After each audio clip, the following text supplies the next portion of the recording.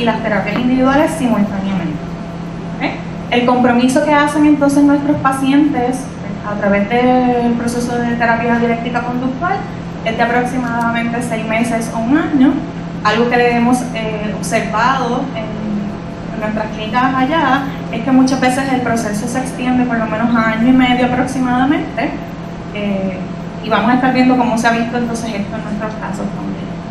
Los 4 módulos principales que nuestros pacientes van recibiendo semana a semana y que se van entonces integrando en las terapias individuales son el módulo de plena conciencia, que es el primero que reciben, el de tolerancia a la angustia, el de regulación de emociones y el de efectividad interpersonal. Estos 4 módulos, ¿verdad?, integran y representan las diferentes desregulaciones que estuvimos hablando o estuvieron hablando ayer y discutiendo en las presentaciones. Les voy a estar hablando un poquito de esto cuando les presente los criterios.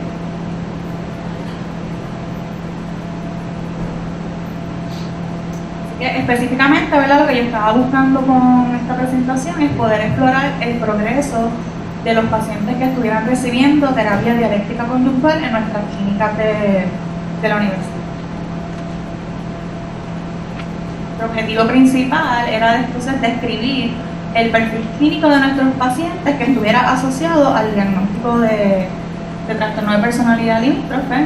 Específicamente voy a estar hablando de cuáles son entonces las conductas suicidas y de autodaño que estaban presentes antes de comenzar el tratamiento y cuáles son entonces los criterios asociados al diagnóstico que ese participante tiene.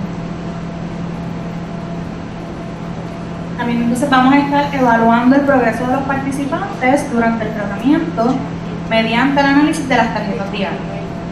Aquí mismo les voy a enseñar una tarjeta diaria para que sepan qué es lo que estábamos observando. Específicamente lo que vamos a estar mirando en ese análisis es cómo varía el reporte a través del tiempo, ¿verdad?, en que el participante estuvo recibiendo el tratamiento de las siguientes áreas: pensamientos y conductas de autodaño o autolesión, pensamientos y conductas asociadas a suicidio, emociones que estuvieron reportando y uso de destrezas. Que las destrezas son todas aquellas que van adquiriendo a través de los diferentes métodos.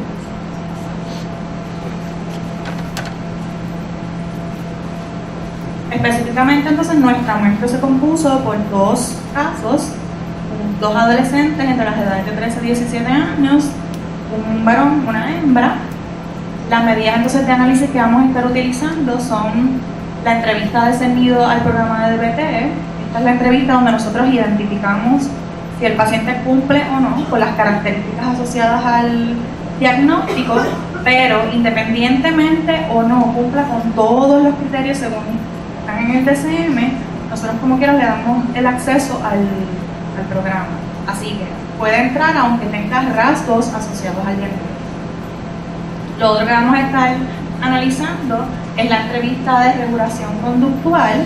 En esta entrevista, ahí es que nosotros tenemos entonces la oportunidad de identificar cuáles son las conductas de autodaño o autolesión que están presentes en el paciente justo cuando está en el momento de la entrevista o el seguimiento, pero también entonces estamos mirando cuáles han sido esas conductas que se han visto en el paciente a través de su historia. ¿Okay? Y entonces hacemos un análisis de eso y tomamos toda la información. Y la tarjeta diaria, que se la voy a estar explicando en un momento. ¿Cuál fue entonces el procedimiento? Se identificaron los expedientes, se entraron entonces los datos, se realizó entonces un diseño exploratorio, tipo estudio de caso, y se realizaron entonces unos análisis estadísticos, específicamente unas estadísticas descriptivas de la distribución. Lo que queremos es ver, ¿verdad?, de forma bien sencilla, cuáles fueron entonces las emociones que los participantes estuvieron reportando, cuáles fueron las destrezas que estuvieron utilizando semana a semana y cuáles entonces fueron, si estuvo o no presente durante ese momento, pensamientos o conductas de autodaño, de forma bien sencilla.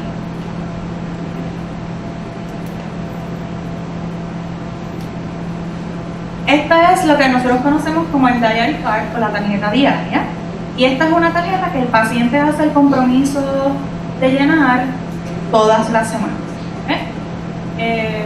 Un poquito compleja, pero se la voy a explicar de una forma sencilla para que la puedan entender, sobre todo para aquellos que nunca han tenido, ¿verdad?, el acceso a ver el documento.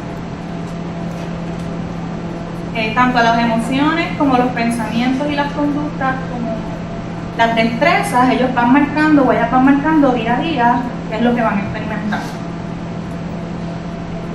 Nosotros buscamos también explorar si durante esta semana hubo pensamientos o conductas relacionadas a uso de sustancias. Miramos si hay pensamientos o conductas relacionadas a conductas verbales agresivas. Miramos también si esta semana el paciente reporta alguna dificultad en el área escolar. Miramos entonces también si hay pensamientos de autodaño, si ese pensamiento se convirtió en alguna conducta, y lo mismo entonces con los pensamientos suicidas, si tuvo el pensamiento y si llegó o no a haber un intento del proceso.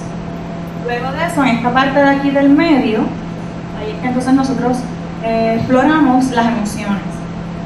Siempre ellos van a identificar si experimentaron coraje, si experimentaron miedo, si experimentaron alegría, si experimentaron tristeza, si experimentaron miseria, si experimentaron dolor, vergüenza, culpa, y se les da también un espacio para que ellos elijan alguna emoción de las que nosotros no estamos, ¿verdad?, necesariamente identificando en un inicio. En uno de los casos vamos a ver que esta paciente en particular añadió una emoción todas las semanas. Y entonces en esta parte de aquí de abajo, donde ellos tienen, ¿verdad?, escritas todas las destrezas, nosotros no esperamos que esas destrezas las utilicen siempre ni todas, y eso es parte de lo que nosotros vamos a estar viendo a través del análisis. El uso de estas destrezas varía de paciente en paciente, varía también dependiendo de las emociones que son las que se están experimentando, pueden variar también dependiendo del lugar, el evento que está activando la emoción, así que pueden ser bien variables. Es un proceso muy individual de cada uno de nuestros pacientes. Lo importante es que están ahí y ellos entonces pueden ir marcando. Algo que algunos pacientes hacen, no todos, y nos ayuda entonces a nosotros en ese proceso de, ¿verdad?, de análisis, es que entonces en la parte de atrás algunos de ellos van identificando el evento que ocurrió o el pensamiento que llegó, y de esa forma cuando entonces nosotros estamos en las terapias individuales tenemos la oportunidad de poder hacer un buen análisis de qué fue lo que sucedió y a qué está asociado esas emociones y esos pensamientos.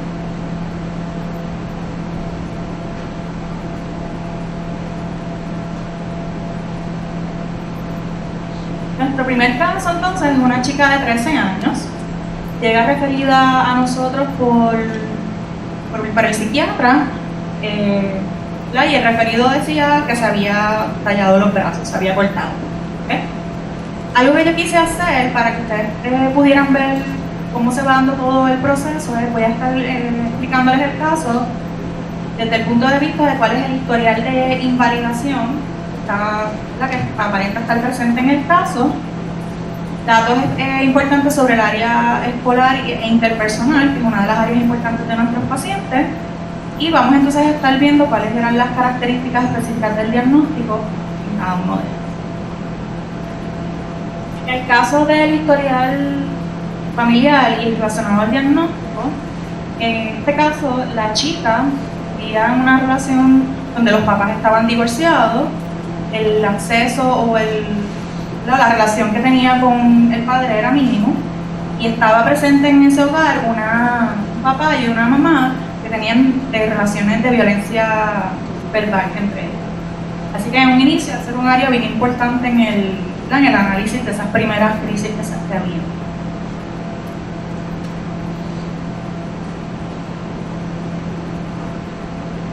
Otro aspecto importante en el historial de esta participante es que había sido o estaba siendo víctima de bullying en la escuela por compañeros, tenía agresiones verbales hacia su apariencia, hacia su estilo de ser, cómo se veía, así que eso es una de las áreas importantes que más adelante también se trabajan. Y en el historial de invalidación familiar, algo muy importante es que en esa familia la expresión de emociones es vista como una debilidad. Así que es lo usual que ella, antes de comenzar el tratamiento, no identificaba bien las emociones, no tenía esa facilidad para ponerle nombre, ¿verdad?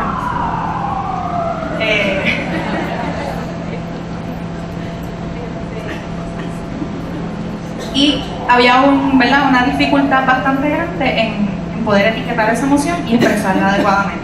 Así que vamos a ver también que eso va a estar bien asociado a la conducta de autodaño o autolesión que la paciente entonces fue identificando.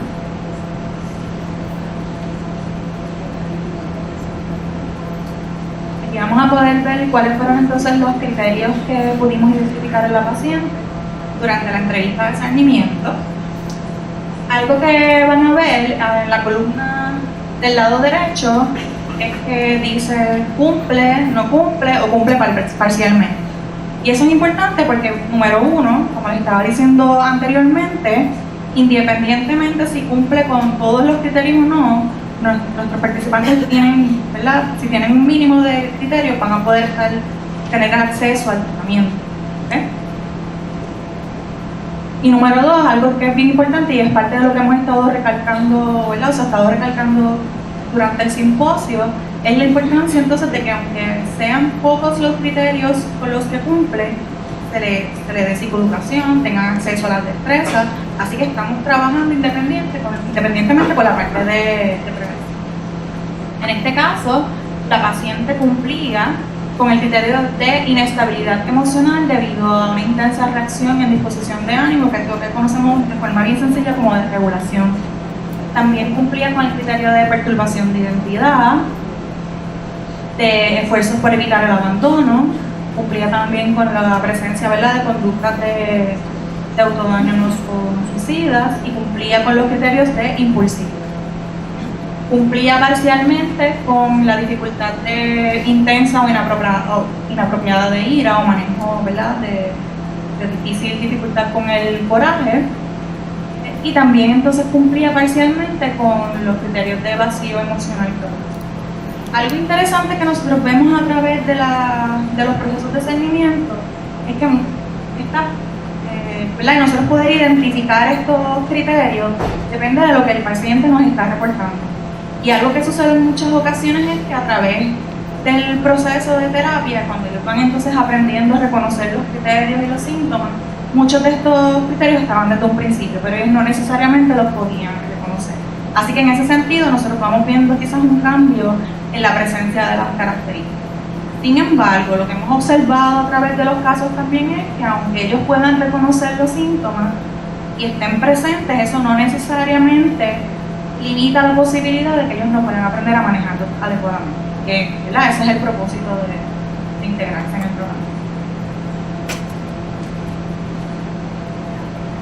De forma resumida, el historial suicida y de autodaño previo entonces a entrar al programa, esta paciente había tenido un intento suicida, podía reportar pensamientos suicidas constantes, no reportaba pensamientos de muerte de forma, ¿verdad?, básica, sí tenía entonces un historial de autolesiones y era una paciente que almacenaba navajas o artículos filosos, ¿verdad?, para cometer entonces esas conductas de autodaño.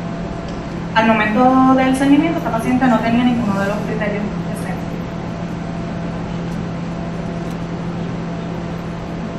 Esto que estamos viendo aquí es el resultado de lo que sería el perfil de las conductas no suicidas presentes y en el historial. Al momento del seguimiento, aunque no tuviera ese pensamiento presente en la entrevista, esa paciente cercano al día del seguimiento había cometido el autodaño de morderse o los atracones, pero en su historial habíamos identificado que había conductas de cortarse y de tallarse la piel también.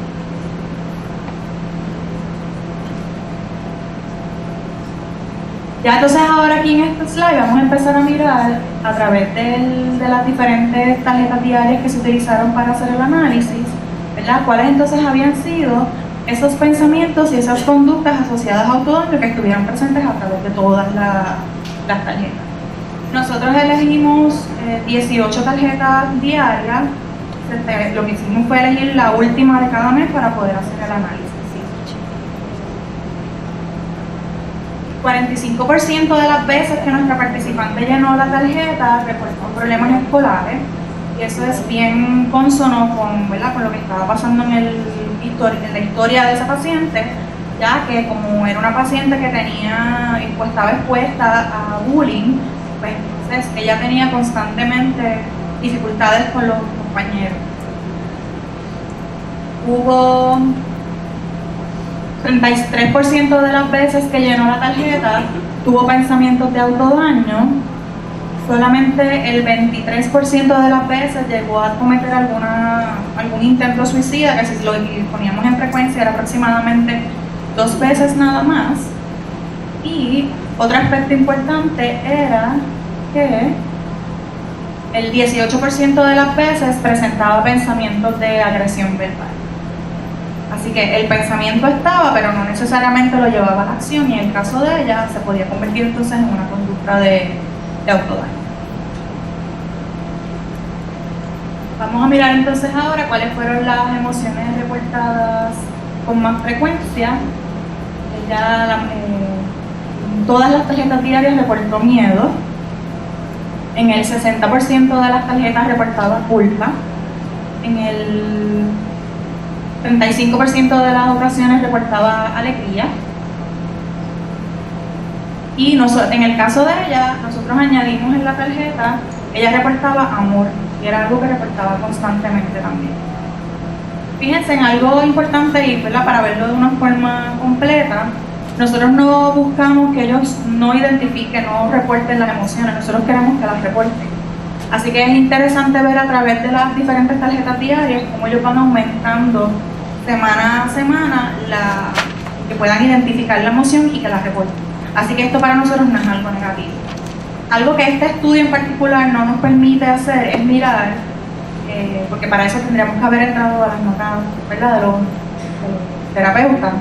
Este estudio no nos permite mirar cuáles eran los eventos asociados a la experimentación de esas emociones, pero para lo que queríamos lograr con este trabajo era que pudiéramos ver cómo aumentaba entonces el que ellos pudieran ir identificando las emociones y que también pudieran con mayor facilidad identificar también cuál era la intensidad que esas emociones estaban experimentando. En esta gráfica, entonces vamos a estar mirando cuáles fueron las destrezas que más estaban utilizando esta paciente. En la columna derecha y izquierda pueden ver todas las destrezas que son. Podemos indicar que en el caso de ella, una de las destrezas que más utilizaba era la destreza de accept, que es el pico de acá. Y después de eso, otra de las destrezas que más utilizaba era la de identificación de emoción. ¿Okay? Pero fíjense en qué interesante que aunque unas fueran en más o en menor frecuencia, la paciente fue utilizando más destrezas cada vez. Algo importante, y fue parte de lo que les estaba explicando en un inicio, ¿verdad?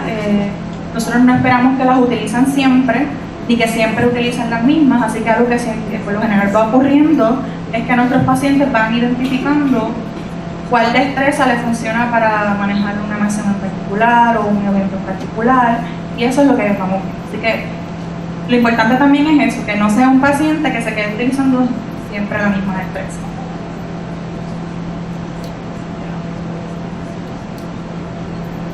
Ahora entonces les voy a hablar del caso número 2, un varón de 14 años. Este paciente llega referido del Hospital San Lucas. Él estaba siendo atendido ahí por razones de salud, pero estando allí ellos identificaron que el paciente estaba teniendo dificultades respiratorias y estaba asociado a síntomas emocionales. Él llega entonces con un diagnóstico de depresión, el historial familiar asociado a lo que es el posible diagnóstico o la invalidación. En este caso, al igual que en el caso anterior, era una familia donde los padres estaban divorciados, la mamá era la cuidadora principal también.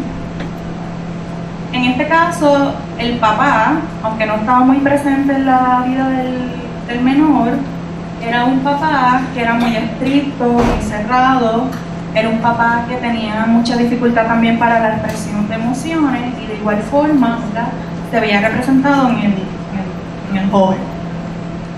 Este caso también, cuando joven era pequeño, estaba en edad temprana, había estado expuesto a observar violencia física entre los padres. Así que ahí vemos una similitud entre ambos casos.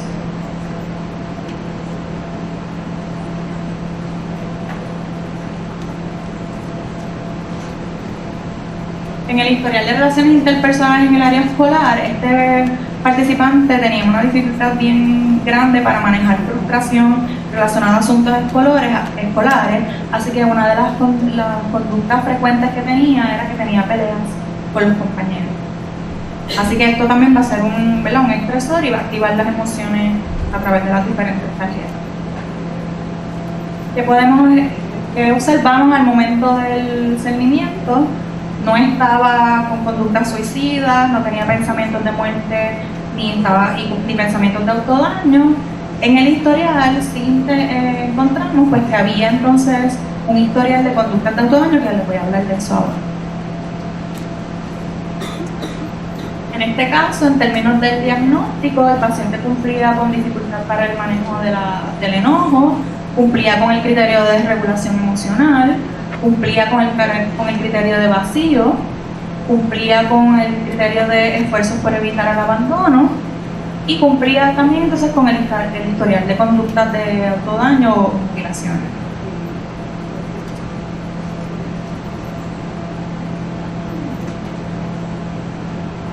Al momento del cernimiento, el paciente cumplía con la conducta de autodaño de agredirse o comerse las uñas para manejar la emoción, pero entonces en el historial de vida del paciente pudimos identificar que había cometido otras conductas también, como robar para manejar emociones, tallarse el brazo, agredir de forma física o verbal a otras personas, el cortarse, el morderse, el tener atracones de comida, el alarse el pelo y el comerse las uñas.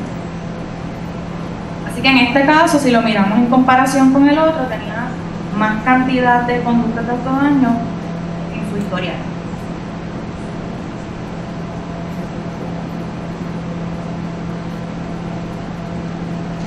En este caso también, cuando miramos entonces los pensamientos y las conductas semanalmente, pudimos identificar que en un 100% de las veces identificó problemas escolares. Podemos identificar que en un 85% de las veces reportó pensamientos de autodaño.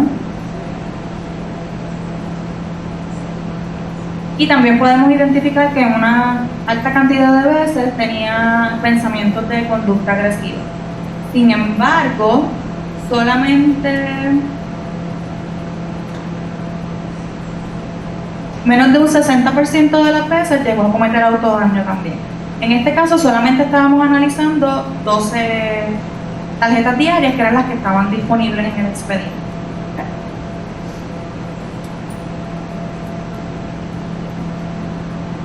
En este caso también podemos ver en el asunto relacionado a las emociones, ¿verdad?, cómo pudo identificar también todas las emociones. La que identificaba con mayor vergüenza era con mayor frecuencia era la vergüenza. Y le seguía entonces el miedo. ¿Okay? Las demás fueron bastante parejas entre todas las intervenciones.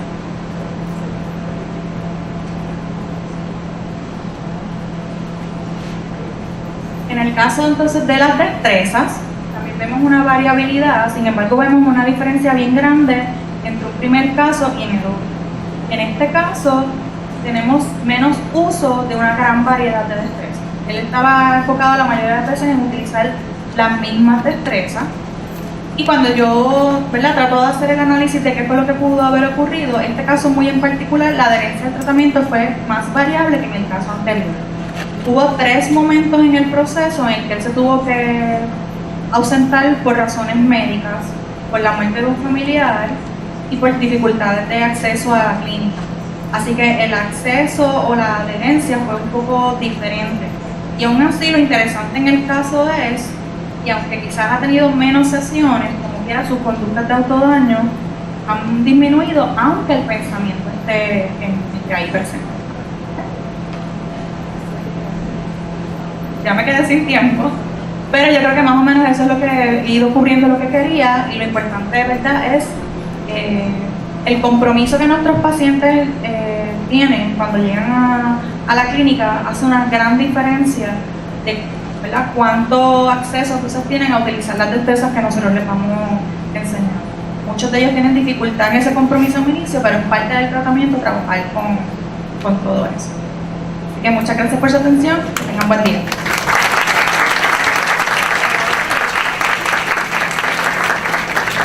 Muchas gracias a la doctora Norca Polanco por tu presentación. Now we are going on a 15-minute break.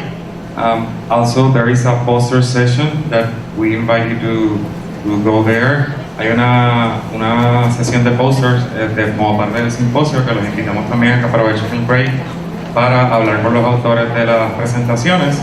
Regresamos a las 10:45. Muchas gracias.